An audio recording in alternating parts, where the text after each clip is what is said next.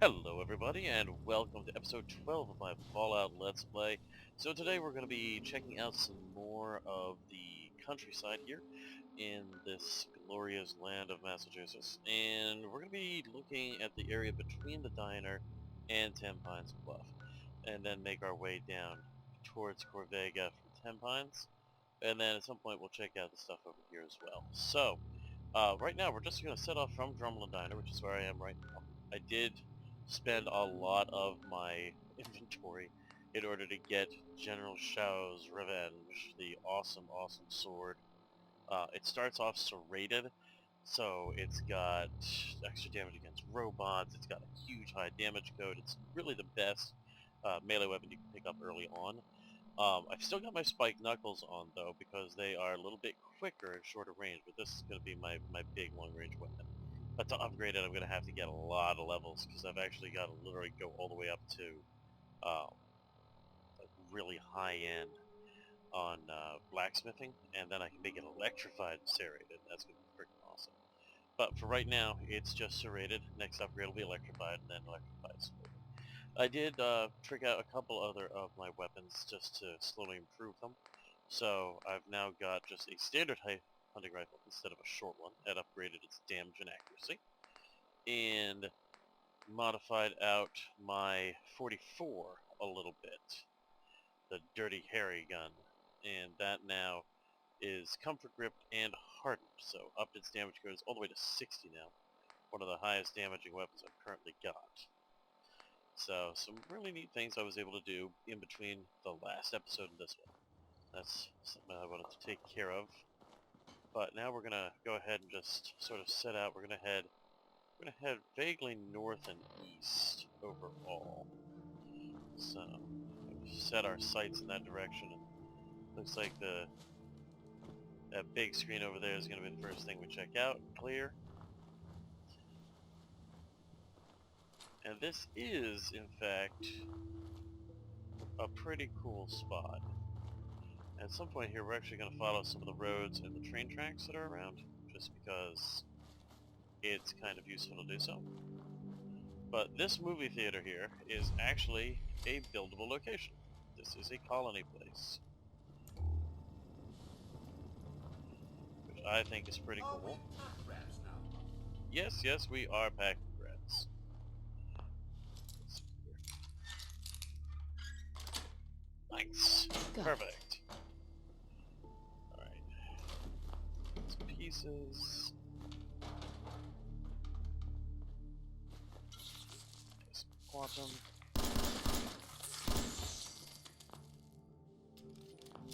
It looks like a movie was showing when the bombs fell. Yeah, there was in fact a movie showing.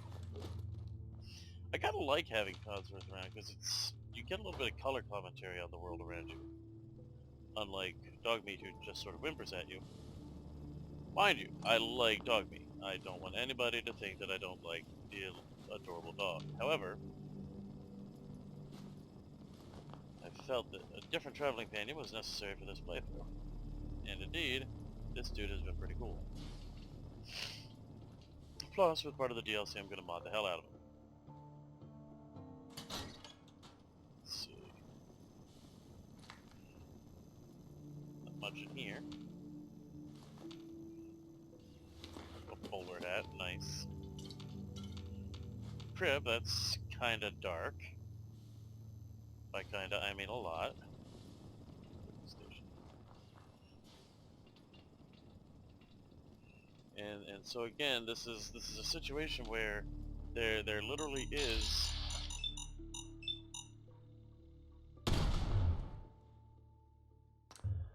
well, that's really not what I intended to have happen. Ow. Damn, that hurt.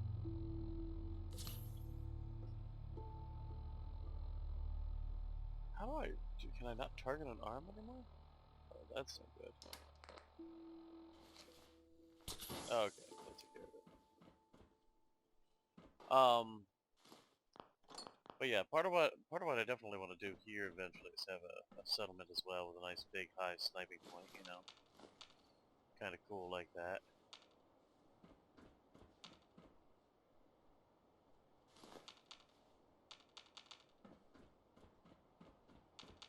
whole place out. Was not expecting a bloat fly all the way over there, but whatever. But yeah, as you can see, it's a very large build area, so definitely at some point going to do some giant structure and probably even move a lot of stuff from one location to another. Because, you know, the whole shared resources that you can set up when you set up trades. But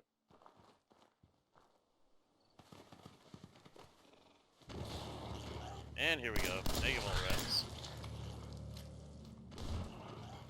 Let's get the sword out.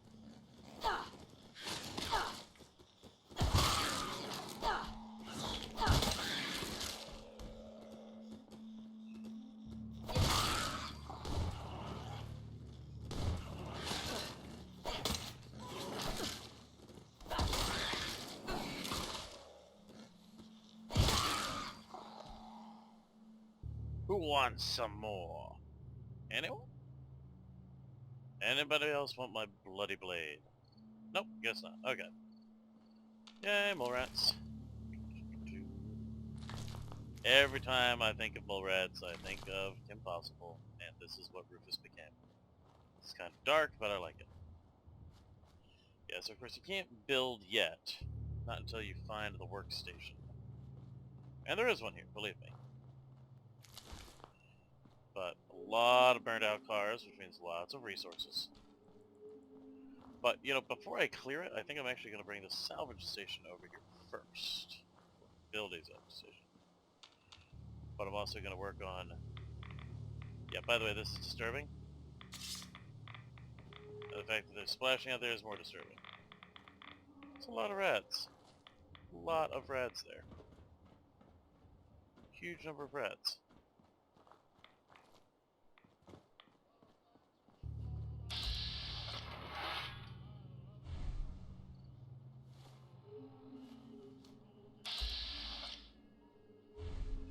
Okay. So we got a bottle cap mat over here. Got it. Nice. Perfect.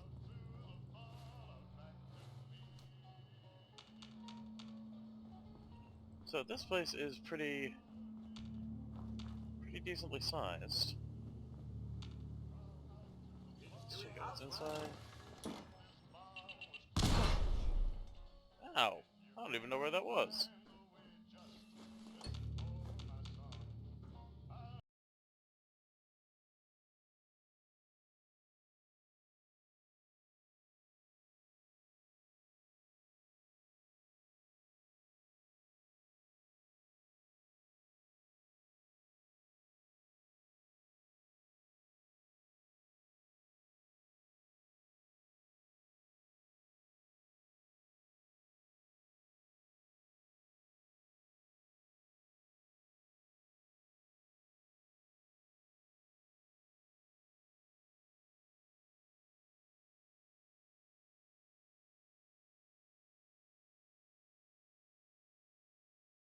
Oh, obviously this guy did not make it for very long, poor guy.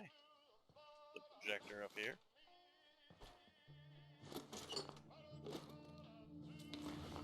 Sorry for the old days. But, I gotta say, it's kind of neat little hidey hole there. If I get rid of the skeleton and all, you know. So now let's go head out to the place where the actual station is, which should be out in this building here. Unlock the door.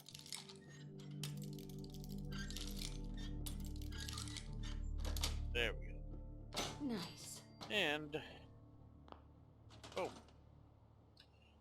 So we now have access to the workshop here.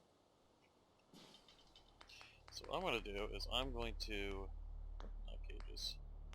We're going to make...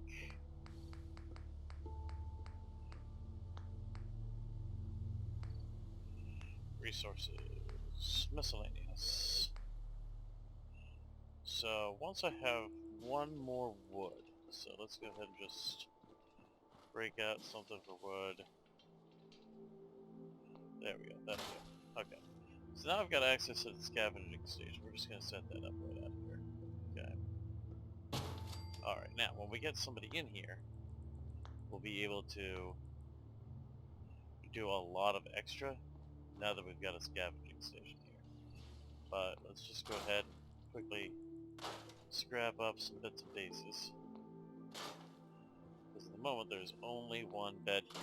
That's really not enough.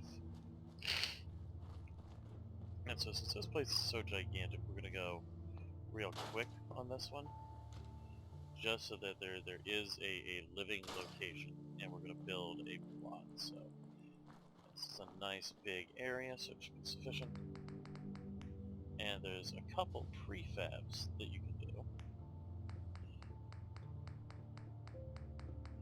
And this one is the one that I really like. It's a large shack, but it has... I'm going to rotate it so that the entrance is... yeah, like that. Perfect. Alright. Now, the reason we did that is that there's actually a good bit of room in here. Several beds.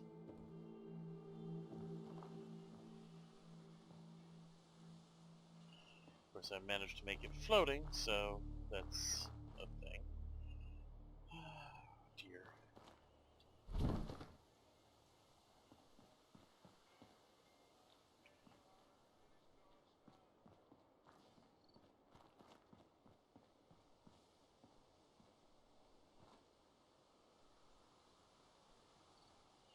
Let's push it out a little bit so I can actually see what the heck I'm doing here.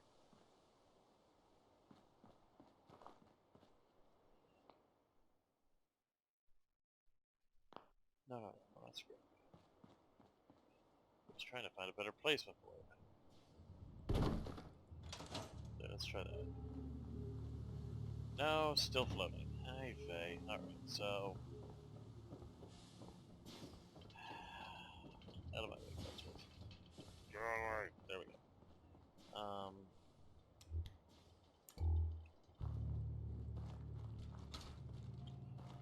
I'd really like to actually have it on the ground. Would be kind of useful.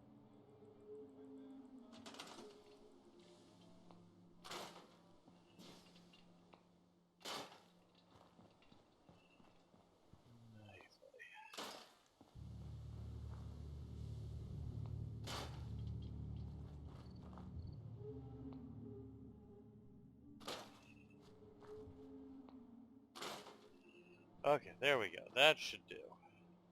That should do better. Okay. So now, come here. I'm gonna rotate you so you're that way. I'll push you out so I can actually see where the heck I'm placing you.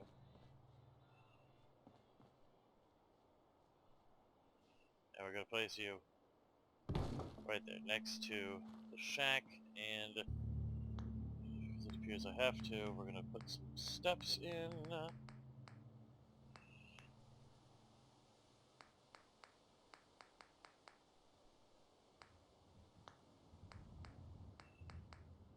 Wood.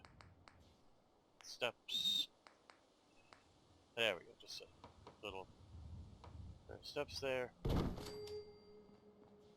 Excellent. Now we're gonna just do a couple quick... oh wow, I don't know what I've done now. We're gonna go to furniture, beds, and we're just gonna make some simple beds. So the whole benefit to this is just, it's a quick and easy building to make that I can put some extra beds into so that I can start having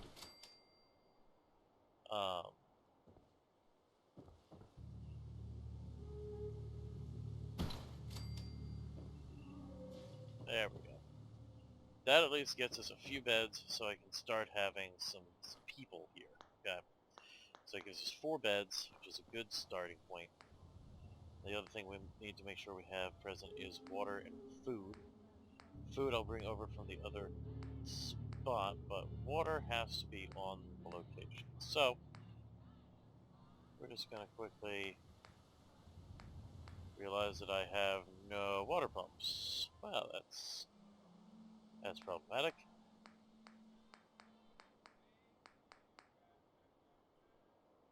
So, let's go ahead and tag some stuff for search.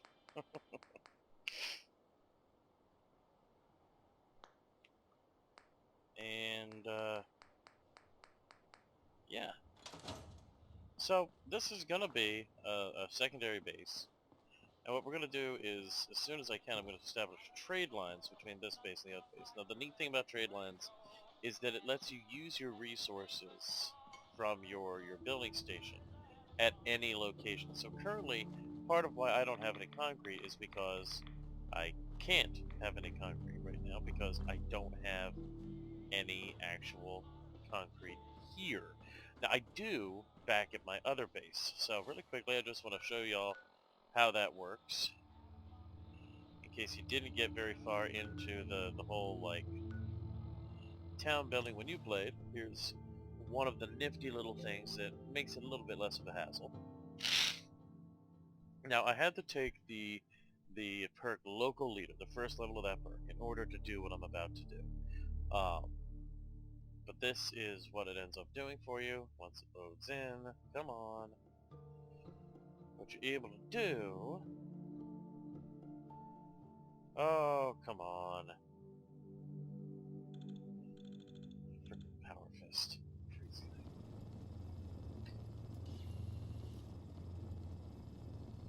thing. Alright, here we go. So what we're going to do, we're going to go into build mode again. And we're going to find a likely person. Now, as you see, you've got people who are doing all kinds of things, which is pretty cool. But this dude is currently unassigned. He's just, doing his own thing. So what we're going to do, we're going to hit enter, and we're going to do command. And what we're going to do is we're going to create... Oops, wait a minute. We're going to hit Q, which creates a supply line, and we're going to send him to Starlight Drive-In, okay? So now he's going to start being a supplier to there, and it's going to share the resources between here and there, including things like food and water if needed, but it's also, in a big way, one of the big things it's going to do is it's going to link the two places together for the purposes of the resources stored in the workstations. Seems to be growing well. Now we're going to harvest some melons.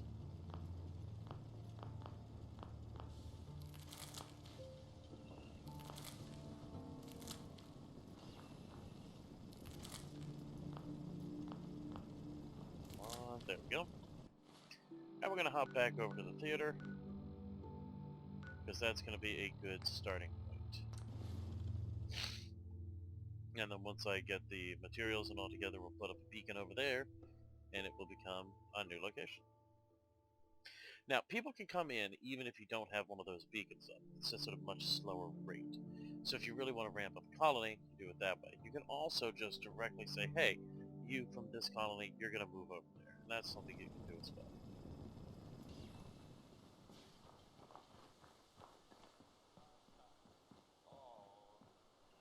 So we're going to find a bit of dirt over here somewhere, hopefully.